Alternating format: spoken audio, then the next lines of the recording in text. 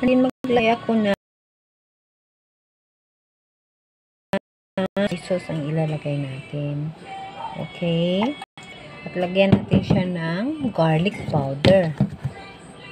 Okay. So, i-mix lang natin.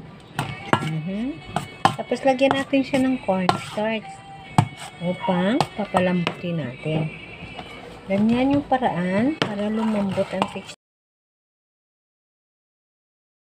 So, meron siyang cornstarch. Okay, kunti lang. Yan.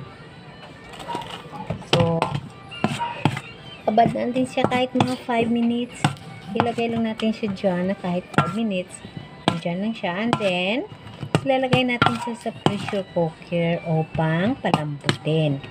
So, para na hindi matigas ang texture ng ating